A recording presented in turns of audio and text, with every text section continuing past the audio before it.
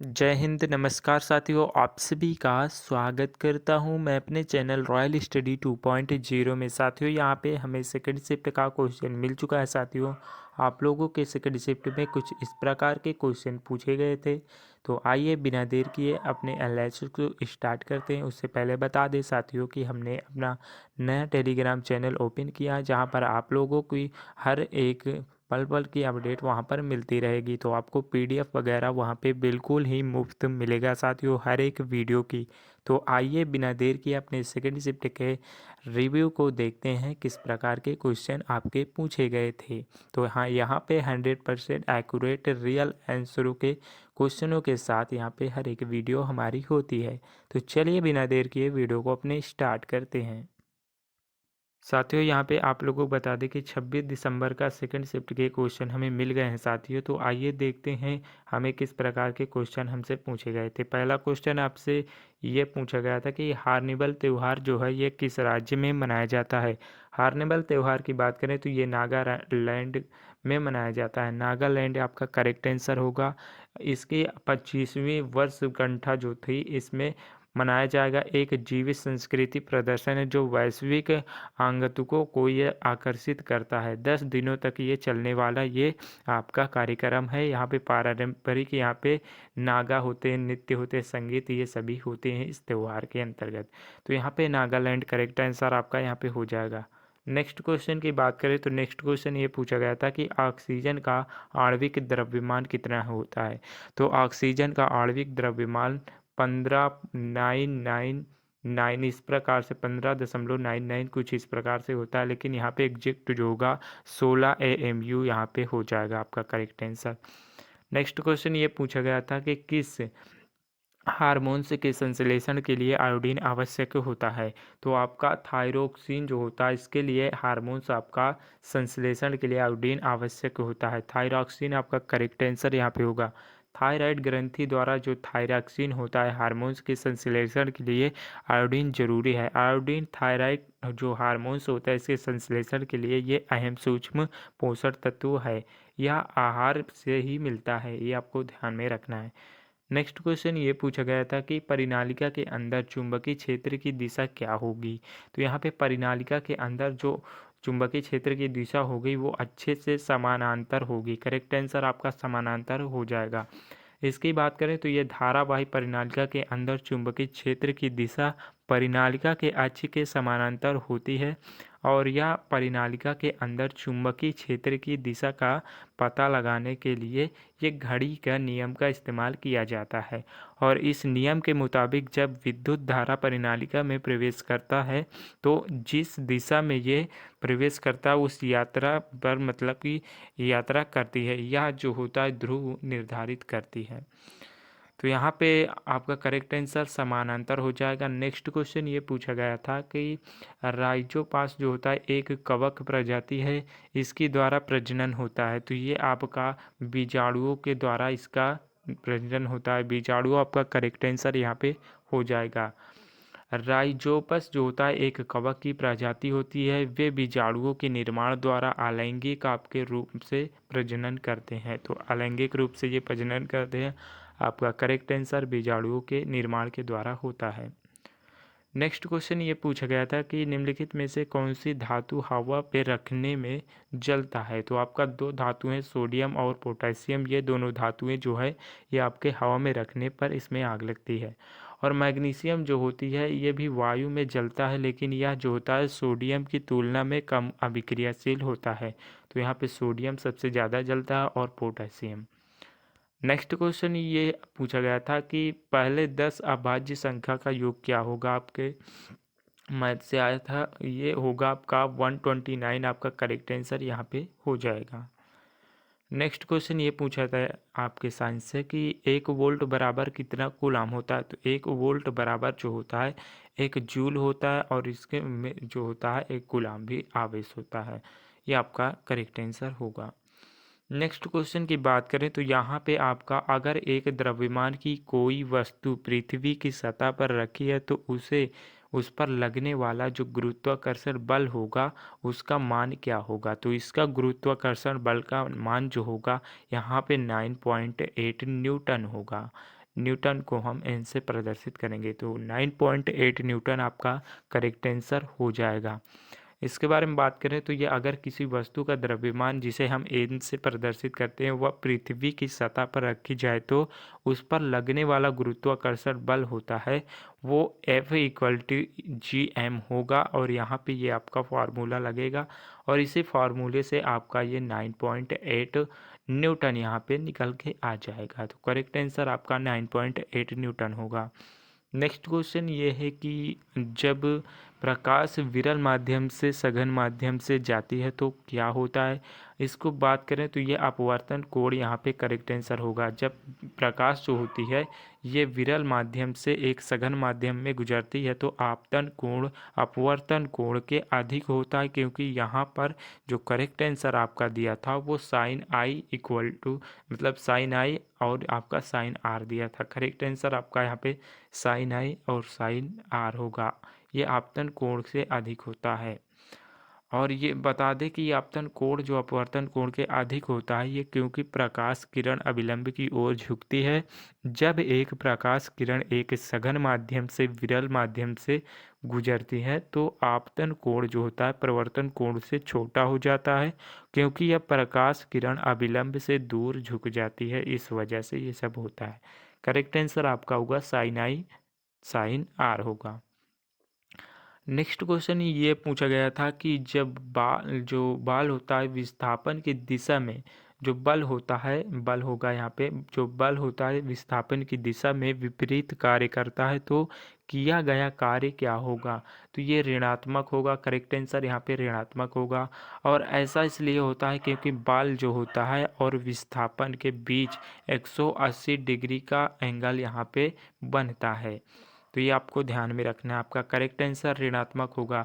धनात्मक और ऋणात्मक कार्य जब बल और विस्थापन एक ही दिशा में होते हैं तो किया गया यह कार्य धनात्मक होता है। जब बल जो होता है विस्थापन विपरीत दिशा में होता है तो यह किया गया कार्य ऋणात्मक होगा। अर्थात यहाँ पे आपका करेक्ट आंसर जो होगा ऋणात्मक होगा। नेक्स्ट क्वेश्चन ये पूछा गया था कि यूनिफाइम की स्कीम को लागू करने वाला प्रथम राज्य कौन था। तो इस स्कीम को लागू करने वाला प्रथम राज्य जो था वो महाराष्ट्र था। नेक्स्ट क्वेश्चन एक ये पूछा गया था कि इस प्रकार की अभिक्रिया में जो अभिकारकों को बीच आदान प्रदान किया जाता है तो यह द्विस्थापन अभिक्रिया होगा। द्विस्थापन अभिक्रिया करेक्ट आंसर यहाँ पे होगा। इसका समाधान रासायनिक अभिक्रिया जिसमें अभिकारकों के बीच आयनों का आदान प्रदान होता है वह अभिक्रिया द्विस्थापन अभिक्रिया कहलाती है। करेक्ट आंसर आपका यहाँ पे द्विस्थापन अभिक्रिया होगा। एक नेक्स्ट क्वेश्चन ये पूछा गया था कि मुसलमान निरसन जो होता है विधायक 2024 में लोकसभा में पेश किया गया इसका प्राथमिक उद्देश्य किस अधिनियम को निर्जित मतलब करता है। तो ये 1923 के अधिनियम को जो पारित करता है 1923 का अधिनियम यहाँ पे करेक्ट आंसर आपका हो जाएगा। नेक्स्ट क्वेश्चन ये पूछा गया था कि निम्नलिखित में से कौन सा एक संभारिक है। तो यहाँ पे आपके ऑप्शन में दिया था आर्गन पोटेशियम सल्फर। तो यहाँ पे कैल्शियम जो होता है ये एक संभारिक है। कैल्शियम आपका यहाँ पे करेक्ट आंसर हो जाएगा। नेक्स्ट क्वेश्चन वह कौन सी धातु है जो कमरे के तापमान पर जो होती है तरल अवस्था में पाई जाती है। तो ये पारा होता है जिसे हम मरकरी कहते हैं। पारा आपका करेक्ट आंसर हो जाएगा।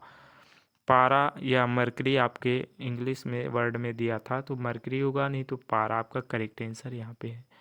नेक्स्ट क्वेश्चन पादप हार्मोन से और उसके कार्यों के बीच सही मेल की पहचान कीजिए। तो यहाँ पे दिया था तो साइटोकाइनिन जो कोशिका होती है विभाजन में वृद्धि करता है, यही आपका करेक्ट आंसर होना चाहिए। नेक्स्ट क्वेश्चन ये पूछा गया था कि गतिज ऊर्जा और स्थितिज ऊर्जा के योग को क्या कहा जाता है। तो इसके योग को यांत्रिक ऊर्जा कहते हैं। यांत्रिक ऊर्जा आपका करेक्ट आंसर होगा। गतिज ऊर्जा और स्थितिज ऊर्जा के योग को कहते हैं यांत्रिक ऊर्जा। करेक्ट आंसर आपका यांत्रिक ऊर्जा होगा। और यहाँ पे बता दें स्पष्टीकरण जो स्थितिज ऊर्जा होती है इसके गतिज ऊर्जा का योग जो होता है यांत्रिक ऊर्जा देता है, जो कुल ऊर्जा के जो वस्तु की स्थिति होती है और गति के साथ ये जुड़ा हुआ होता है। करेक्ट आंसर आपका यहाँ पे यांत्रिक ऊर्जा हो जाएगा। एक नेक्स्ट क्वेश्चन ये आया हुआ था कि मायोपिया जो होता है और ये हाइड्रोपोटेमिया जो होता है ये कौन से दोष पे होता है। तो ये आपका निकट दृष्टि दोष के कारण होता है मायोपिया और आपका हाइड्रोपोट्रोमिया। इसकी बात करें तो निकट दृष्टि मायोपिया क्या होता है। तो ये निकट दृष्टि दोष जिसमें निकट दृष्टि दोष या फिर दूरदर्शिता जिसे कहते हैं इसके नाम से भी जाना जाता है, दूरदर्शिता के नाम से निकट दृष्टि दोष को जाना जाता है। यह एक सामान्य स्थिति जो होती है जिसमें कि पारा की वस्तुएं जो होती हैं मतलब कि पास की वस्तुएं जो होती है इसकी स्पष्ट दिखाई देता है लेकिन दूर की वस्तुएं हमें धुंधली। यहाँ पे मतलब ये है कि पास की वस्तुएं जो होती हैं निकट दृष्टि दूर में दोष में इसमें जो पास की वस्तुएं होती है तो साफ दिखाई देती हैं लेकिन जो दूर की वस्तुएं होती है वो हमें स्पष्ट रूप से साफ नहीं दिखाई देती हैं। ये कारण होता है निकट दृष्टि दोष का। करेक्ट आंसर आपका यहाँ पे निकट दृष्टि दोष होगा। नेक्स्ट क्वेश्चन ये पूछा गया था कि सोडियम हाइड्रोजन कार्बोनेट को गर्म करने पर क्या बनता है। तो इसको गर्म करने पर बता दें आपको सोडियम कार्बोनेट भी बनता है, कार्बन डाइऑक्साइड भी बनता है और आपका जल भी बनता है। ये तीनों में से आपके ऑप्शन में किसी हो एक का होना अनिवार्य था। तो ये तीनों आपके करेक्ट आंसर हो गए। जो कोई भी आपके ऑप्शन में था वो करेक्ट आंसर हो गया। सोडियम जो हाइड्रोजन कार्बोनेट को यहाँ पर 80 डिग्री सेल्सियस से ऊपर गर्म करने पर यह विघटित होना शुरू हो जाता है जिसमें कि सोडियम कार्बोनेट पानी और कार्बन डाइऑक्साइड से ये बनता है। तो ये है 80 डिग्री सेल्सियस पर ये हीट होता है, इससे ऊपर ही हीट होता है। नेक्स्ट क्वेश्चन ये पूछा गया था कि सतत विकास लक्षण रिपोर्ट कौन जारी करता है। तो इसका रिपोर्ट जो है आपका नीति आयोग द्वारा इसका जारी किया जाता है। तो नीति आयोग करेक्ट आंसर होगा। इसकी बात करें सतत विकास लक्ष्य रिपोर्ट 2024 एकमात्र संयुक्त राष्ट्र आधिकारिक रिपोर्ट है जो सतत विकास के लिए यहाँ पर 2030 एजेंडा जिसे कि हम वैश्विक गति की निगरानी करती है। ये आपका नवीनतम उपलब्धि डेटा और आपके अनुमानों का उपयोग करते हुए ये रिपोर्ट 2030 एजेंडा का व्यापक मूल्यांकन प्रदान करती है। करेक्ट आंसर आपका जो होगा वो नीति आयोग द्वारा होगा। नेक्स्ट क्वेश्चन ये पूछा गया था कि चौथी राष्ट्रीय फिल्मी स्विमिंग जो होती है ये चैंपियनशिप 2024 में पहले पायदान पर कौन सा राज्य यहाँ पे रहा था। तो पहले पायदान पर पश्चिम बंगाल था। तो करेक्ट आंसर आपका यहाँ पे पश्चिम बंगाल होगा। इसकी बात करें तो पश्चिम बंगाल के तरीकों के तो चौथे राष्ट्रीय जो फिनिश स्वीपिंग होता है चैंपियनशिप 2024 में पूरे दबदबे के साथ इन्होंने स्विमिंग पूल पर राज करते हुए इन्होंने कुल 151 पदकों के साथ यहाँ पर टीम चैंपियनशिप का एक खिताब जीता था जिसके उनके खाते में जो 67 स्वर्ण आए थे और आपके 43 रजत और यहाँ पे 41 कांस्य पदक रहे थे। तो ये सभी जो है मेडल इनको मिला था और उप विजेता जो कर्नाटक के कुल यहाँ पे 50 पदकों के साथ यहाँ पे काफ़ी पीछे रह गया था। तो कर्नाटक की यहाँ पे हार हुई थी जो कि 50 पदकों के साथ ये पीछे रह गया था। तो यहाँ पे पश्चिम बंगाल करेक्ट आंसर यहाँ पे होगा। नेक्स्ट क्वेश्चन ये पूछा गया था कि पत्तियों द्वारा जनन करने वाले पौधे किसके जरिए प्रजनन करते हैं। तो वनस्पति प्रौधान जो होता है आपका इसके जरिए जो प्रजनन करते हैं। करेक्ट आंसर आपका वनस्पति प्रौधान के जरिए होगा। वे पत्तियां जो कायिक प्रवर्धन होते हैं इसमें माध्यम से अलैंगिक रूप से प्रजनन करते हैं और उन्हें अधिपादक जो होता है इसमें भी कहा जाता है। और बायो जो होता है बायोफाइलम जो होता है इसकी पत्तियां चौड़ी होती हैं जिनके किनारों पर यहाँ पे नुकीले और निशान होते हैं। ये जो होते हैं स्थान जहाँ पर कलियाँ निकलती हैं ये वही स्थान पे होता है। तो वनस्पति प्रावधान के जरिए ये होता है। करेक्ट आंसर आपका होगा। नेक्स्ट क्वेश्चन एक स्पाइरोगाइज जो होता है ये आपका पूछा गया था। स्पाइरोगाइरा जो होता है इसमें प्रजनन का तरीका क्या होता है। तो इसमें विखंडन के द्वारा प्रजनन होता है। करेक्ट आंसर आपका विखंडन होगा। इसकी बात कर ले स्पाइरोगाइरा के तो ये कैसे प्रजनन करता है। तो स्पाइरोगाइरा जो होता है ये अलैंगिक आपके और लैंगिक दोनों तरह से ये प्रजनन करता है। स्पाइरोगाइरा जो होता है ये बीजाणुओं द्वारा अलैंगिक रूप से और आपके युग्मनज द्वारा अलैंगिक लैंगिक रूप से ये प्रजनन करता है। विखंडन के माध्यम से ये वनस्पतिक प्रजनन भी करते हैं। तो विखंडन आपका करेक्ट आंसर होगा। तो यहाँ पे इतने ही क्वेश्चन हमें मिल पाए थे साथियों। तो आप लोगों को यहाँ पे बता दें कि हमने एक नया टेलीग्राम चैनल ओपन किया है साथियों आप लोगों के लिए, जहाँ पर वो आप लोगों को पल पल की अपडेट वहाँ पे मिलती रहेगी और हर एक वीडियो की वहाँ पर पीडीएफ भी मिल जाएगी आप लोगों को। तो जाकर आप लोग वहाँ पर ज्वाइन हो जाइए और साथियों हमारे टेलीग्राम पर ज़रूर से ज़रूर ज्वाइन हो जाइए साथियों, क्योंकि वहाँ पर आप लोगों को हर एक तरह की खबरें मिलती रहेंगी। तो आपको पीडीएफ वगैरह ये सब मुफ्त में मिलेगा। तो चलिए मिलते हैं अपने थर्ड शिफ्ट के एनालिसिस के साथ। तब तक के लिए साथियों जय हिंद, वंदे मातरम।